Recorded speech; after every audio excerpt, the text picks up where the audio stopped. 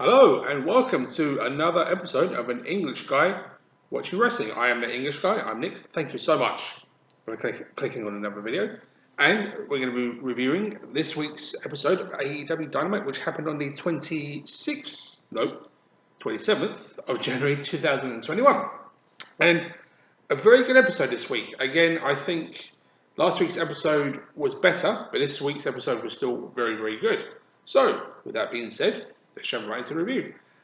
First match of the night was Lance Archer versus Eddie Kingston for the very first time ever. And when I saw this match announced, I was looking forward to it a great deal because you got two, shall we say, brawlers in Eddie Kingston and Lance Archer going at it. And this match was great. I liked this kind of opener. And Eddie Kingston, obviously one of the hardest hitters in all of AEW against a guy like the Murder Hawk, who's a big guy, Lance Archer.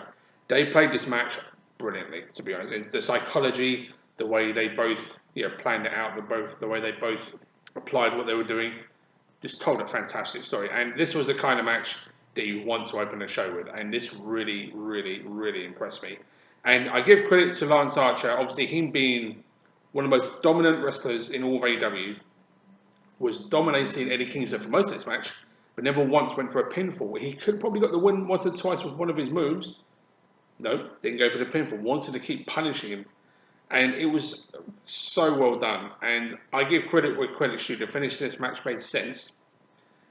Butcher and the Blade, I should say this, before the match, Lance Archer said to Jake the Snake Roberts, go backstage for this match. I got this. And towards the end of the match, Jake Roberts was brought out with Butcher and the Blade, and they had Jake the Snake in their grasps, or clutches, shall we say. Of course, they distracted Lance Archer. The Bunny comes in the other side of the ring and hands what I think was brass knuckles to Eddie Kingston, and Eddie Kingston's finish is the back fist to the future. So, Eddie Kingston back fist with the knucks in his hand, takes down Lance Archer. Eddie Kingston pins him 1, 2, 3, and it was such a good finish and a finish that made sense in a match like this. And I really liked that kind of finish, and this was such a good opener and well worth watching. And I give thumbs up to both Eddie and Lance to put in a really good performance from both of them. So, really good opener. Next match was MJF and Chris Jericho versus the Varsity Blondes. Now, of course, after last week's episode, the dominant tag team from the Inner Circle Triple Threat Tag match was MJF and Chris Jericho. And of course, those who know, it's usually Sammy Guevara that teamed with Chris Jericho. But now it's MJF. Now, and the whole dissension, the whole little maybe MJF starting to get the Sammy scheme was even better in this match. And Varsity Blondes, I give credit, was the right team to face MJF and Chris Jericho on their first official, after their first match since winning last week. And this was a good tag match, to be fair. Varsity Blondes, reliable as they come. I still think they're very, very good. And of course, MJF and Chris Jericho, as a tag team, just works. We've got one of the most despicable heels in all of wrestling, MJF. And of course, the long-time veteran, a guy, and this is something I've never said before on this kind of format, that Chris Jericho, for me personally, is one of the most consistent performers in wrestling I've ever seen. You never really get a really bad match from him at all. He showed, again, what he can do in this match. Chris Jericho, reliable as they come. And they work so well as a tag team, and you would think after Sammy Guevara being pushed to the side, they would subside, it would struggle.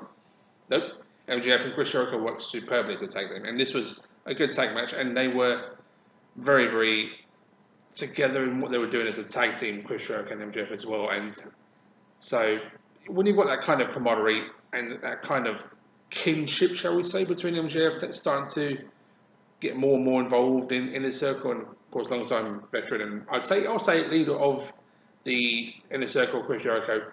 It just works, and this works great. And this was a good tag match too. I really enjoyed this. So, well, none of those two. Well, four, I should say, four men. Next match was Ryan Nemeth, who I don't know a huge amount about. For some reason, when I first saw him, I thought he looks familiar, and I don't know why he looked familiar. Versus Hangman Adam Page. Now, Hangman Adam Page is doing the solo thing again. Obviously, since he kind of went away from the Dark Order's friendship, shall we say. He didn't join the Dark Order after last weekend. Hangman Page on his own again. And this was a good singles match, to be fair. Ryan Nemeth got some decent offense in, but it was pretty much all Hangman Page, showing what he can do. And Hangman Page, I've said it before, is honestly incredible to watch. I think he's amazing. And he was really good in this match too. And this was the right match to showcase him kind of being on his own again. And then, of course, Money Matt Hardy comes out and says he kind of like wants to talk to Hangman Adam Page, maybe. It's going to be interesting to see how that comes out in the future. But good match. Hangman Adam Page back to doing what he does best, being great in the ring. It's good to see more in AEW. So, great. Always good to see Hangman Page. And good match. Next match was match of the night. And one of the, if not the best match in AEW television so far. Alongside Kenny Omega versus Rey Fenix, but for different reasons. Dax Harwood in a very rare singles outing against Jungle Boy, and this match was absolutely brilliant. Seriously, I could not fault this match in any way, shape, or form. This is what a wrestling match should be, and of course, Dax Harwood, being more of an old school kind of guy wrestler, applied that very well. But so did MJF, and this was MJF's best performance to date, and he's had some superb performances in AEW to date. This was his best, and he really showed some good wrestling in this match. And the back and forth exchanges, the hard hits, the wrestling, the counters, everything in this match clicked. And I was legitimately thinking this could steal the show. It did. This was an outstanding match. As I said, early contender for me personally for AEW Dynamite. I would say AEW match of the year, but of course, we really just started the year. But if this isn't up there towards the end, then I wouldn't be surprised. I'll be very surprised, sorry. But this match was just absolutely superb. And a very well-deserved win for Jungle Boy. I think this was the match I think he needed to win. And of course, Dax Harwood. I've said it before, FTR, one of my favourite tag teams in wrestling. I think they're so good. Dax Harwood as a singles wrestler proved he's just as good as a singles wrestler as well as a tag team wrestler. This was phenomenal. If this is one match that you're really going to define what wrestling can be in AEW, then so be it. So, more than thumbs up. 2 thumbs up. Are you okay? And you're cheering for both MJF and Dax Harwood in an absolute blinder. This was stunning. Definitely check this match out if you can. The next match was Britt Baker versus Shannon. Now, good to see Britt Baker getting more opportunities on Dynamite. And of course, she's got a match with Thunder Rosa coming up very soon. That'll be a good match, to be fair. I'm looking forward to that because Thunder Rosa is very good. And Shanna as reliable as they come. And I was a bit surprised that Britt Baker won the match. But I'm a little bit surprised that she did win the match because in that way, she won with a lockjaw. That's a very unique submission move. I expected a disqualification, maybe. No, she won by clean submission. But a good women's match, to be fair. Shanna, as I said, reliable as they come. Britt Baker, one of the best female performers in all AEW. Very good women wrestling match. So women's match. Not the longest match, but a good match all the same. So can't fault what either one did. But what it was, did fine. I'm going to give 2 thumbs up pretty much every match now because that's just what I do. Anyway, the main event. The Young Bucks and the Good Brothers versus the Dark Order, which was Stu Grayson, Evil Uno, and John Silver and Andrew Reynolds, I said. But and I said before, I wasn't calling the reunion of the Good Brothers and the Young Bucks the Bullet Club, but they said it themselves, so I'm going to say it now. It's the reunion of the Bullet Club. The original Bullet Club, that is, a bit of Bullet Club members, I should say. Because it was, obviously, those who know, the Young Bucks were the original members of the Bullet Club, alongside, and then Anderson and Gallows came in. So, good to see them tagging again for the first time in years against legitimately one of the best groups now, and if not my favourite group, personally, in all of AEW, the Dark Order. And this was a superb 8-man tag match.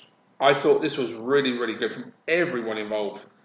everyone involved. Sorry, and there was one thing that's very good, very noticeable. It's just how reliable all 8 men were in this match. Of course, the Young Bucks, everyone knows, one of the best tag teams in wrestling and one of the best tag teams in wrestling the last 10, 15 years.